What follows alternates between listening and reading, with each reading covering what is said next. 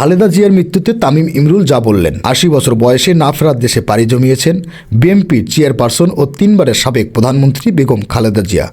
তার মৃত্যুতে সামাজিক যোগাযোগ মাধ্যমে আবেগঘন পোস্ট করেছে বাংলাদেশ দলের সাবেক অধিনায়ক তামিম ইকবাল খান ও ওপেনার ইমরুল কায়েস। নিজের অফিসিয়াল ফেসবুক পোস্টে তামিম ইকবাল লেখেন, ইন্না লিল্লাহি ওয়া ইন্না ইলাইহি রাজিউন। তার প্রয়াণে দেশ হারালো একদিন নেতৃত্বের প্রতীককে। মহান আল্লাহ তার রুহের মাগফিরাত দান করুন এবং জান্নাতুল ফেরদাউস নসিব করুন। এদিকে ইমরুল কায়েস লেখেন, ইন্না লিল্লাহি ওয়া ইন্না ইলাইহি রাজিউন।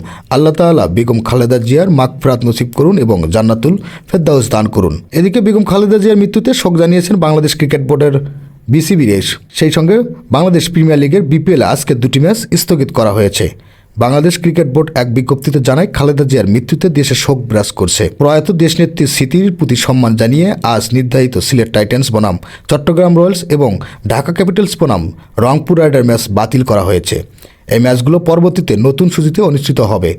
পূর্বনির্ধারিত সূচি সম্পর্কে বিস্তারিত তথ্য যথাসময়ে জানিয়ে দেওয়া হবে। গত 23 নভেম্বর থেকে রাজধানীর এয়ার কেয়ার হাসপাতালে চিকিৎসাধীন ছিলেন খালেদা জিয়া। আইসিইউতে চিকিৎসাধীন খালেদা জিয়ার অবস্থা অত্যন্ত জটিল এবং তিনি সংকটময় মুহূর্ত পার করেছিলেন বলে তার ব্যক্তিগত চিকিৎসক, দলের স্থায়ী কমিটির সদস্য ডাক্তার এজেড-এম জাহিদ হোসেন জানিয়েছিলেন। আর সুস্থ হতে পারেননি। দেশের প্রথম নারী ও 3বারের প্রধানমন্ত্রী না ফেরার দেশে চলে গেলেন।